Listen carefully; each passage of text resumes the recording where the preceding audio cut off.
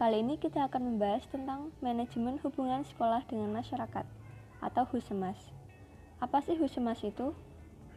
Humas pertama kali dikemukakan oleh Presiden Amerika Serikat, yaitu Thomas Jefferson, pada tahun 1807. Menurut Omni Abdurrahman, Humas adalah kegiatan untuk memperoleh pengertian dukungan dari publik maupun masyarakat. Nah, apa sih kesimpulan dari Humas itu? Kesimpulan dari Humas yaitu Humas adalah suatu kegiatan yang dilakukan bersama-sama untuk memperoleh kepercayaan, dukungan yang sadar dan sukarela. Hubungan sekolah dengan masyarakat dimaksudkan untuk memberikan pengetahuan kepada masyarakat mengenai pendidikan. Lalu Husemas berdasarkan fungsi, tujuan, manfaat, dan bentuk operasionalnya. Berdasarkan pengertian Husemas, maka fungsi pokok dari Husemas adalah penarik simpati masyarakat pada umumnya, publik khususnya, sehingga dapat meningkatkan relasi animo masyarakat terhadap sekolah dan menambah income sekolah. Lalu, tujuan dari Husemas adalah meningkatkan popularitas sekolah di mata masyarakat serta prestis atau harga diri sekolah meningkat juga. Nah, manfaat dari Husemas atau hubungan sekolah dan masyarakat adalah menambah simpati masyarakat yang dapat meningkatkan harga diri atau prestis sekolah serta dukungan masyarakat terhadap sekolah secara spiritual dan material. Lalu ada bentuk-bentuk operasional dari Husemas atau hubungan sekolah dan masyarakat. Yang pertama yaitu di bidang prasarana pendidikan, gedung atau bangunan sekolah, termasuk ruang-ruang belajar, ruang praktikum, kantor, dan sebagainya. Beserta perabot yang memadai akan memiliki daya tarik tersendiri terhadap sekolah. Yang kedua, di bidang sosial sekolah dengan masyarakat sekitarnya akan menambah kesan kepedulian sekolah terhadap lingkungan.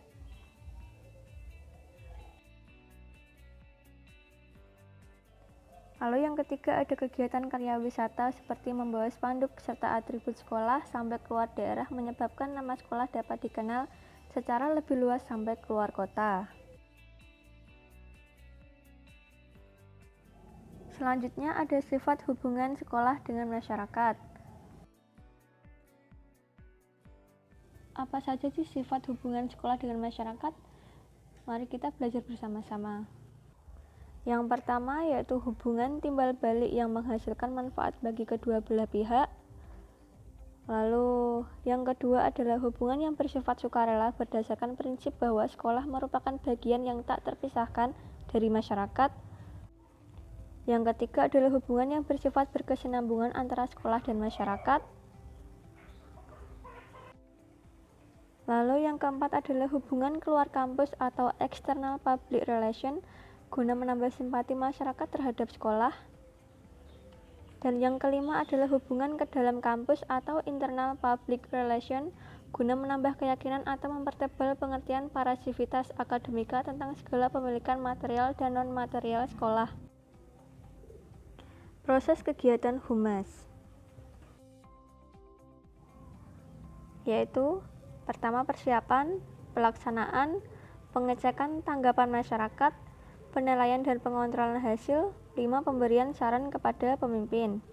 Nah, pada tahap 1 atau persiapan, yaitu pada tahap persiapan, petugas Humas mempersiapkan segala sesuatu yang berhubungan dengan tugasnya, meliputi bahan informasi yang akan disampaikan kepada publik, media yang akan digunakan, rumusan maksud tujuan, serta fasilitas yang dibutuhkan, antara lain waktu, tempat, dan sarana penunjang lainnya. Lalu yang kedua yaitu tahap pelaksanaan. Pada tahap ini, petugas Humas melaksanakan kegiatan yang telah dipersiapkan sebelumnya dan diusahakan dapat terlaksana. Pesan hendaknya disampaikan dengan baik menggunakan media atau tidak. Demikian pula, waktu, tempat, dan sarana penunjang yang harus dimanfaatkan secara efektif dan efisien. Lalu tahap ketiga yaitu pengecekan tanggapan masyarakat. Pada tahap ini, petugas Humas berusaha mengetahui dengan pasti apakah kegiatan yang telah dilaksanakan mendapat tanggapan dan sambutan positif dari masyarakat. Tanggapan tersebut dapat disampaikan secara langsung kepada maupun tidak langsung, berupa dukungan moral, bantuan tenaga pemikiran, atau mungkin bantuan materi. Nah, yang keempat, tahap penilaian dan pengontrolan hasil. Pada tahap ini, petugas melakukan evaluasi pencapaian maksud dan tujuan kegiatan kehumasan yang baru dilaksanakan. Yang kelima, pemberian saran kepada pimpinan. Berdasarkan simpulan yang ditarik pada tahap keempat, petugas humas wajib melaporkan semua kegiatan yang telah dilaksanakan kepada pimpinan. Laporan itu dilengkapi dengan saran, anjuran, imbauan, atau rekomendasi tindak lanjut yang harus dilakukan pimpinan instansi sehubungan dengan persoalan yang sedang dihadapi. Lalu, menurut kurikulum tahun 1975, kegiatan yang menyangkut hubungan sekolah dengan masyarakat meliputi beberapa hal berikut. Yang pertama, mengatur hubungan sekolah dengan orang tua siswa.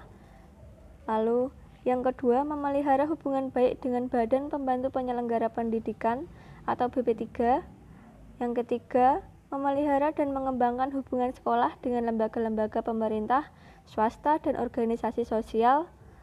Lalu, yang keempat adalah memberi peringatan masyarakat tentang fungsi sekolah melalui bermacam-macam teknik atau sarana komunikasi seperti majalah, surat kabar, atau mendatangkan narasumber.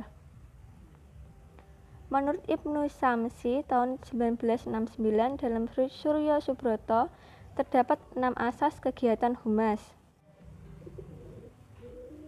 Asas pemberitaan resmi dan objektif, asas pemantauan keberesan instansi, asas pertimbangan dan pengusahaan dukungan publik, asas pelangsungan hubungan, asas pemerhatian opini publik, yang terakhir adalah asas peningkatan mutu dan kegiatan. Asas pemberitaan resmi dan objektif. Pada dasarnya, setiap informasi yang diberikan oleh bagian humas adalah informasi yang resmi dari instansi. Lalu asas pemantauan keberesan intern instansi. Sukses tidaknya pelaksanaan kegiatan humas ditentukan oleh baik tidaknya keadaan intern instansi yang bersangkutan.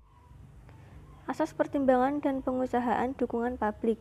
Sebelum mengadakan kegiatan humas, kita harus mempertimbangkan terlebih dahulu berbagai kemungkinan dukungan publik, karena kegiatan atau proyek yang dianggap bertentangan dengan kepentingan umum pasti memperoleh hambatan.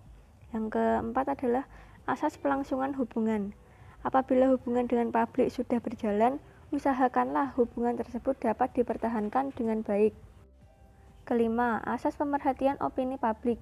Opini atau suara publik hendaknya diperhatikan dengan baik-baik.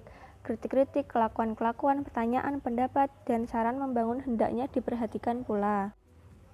Asas yang terakhir yaitu asas peningkatan mutu dan kegiatan. Petugas humas harus memikirkan dan mengusahakan agar mutu kegiatan ditingkatkan sesuai dengan perkembangan instansinya.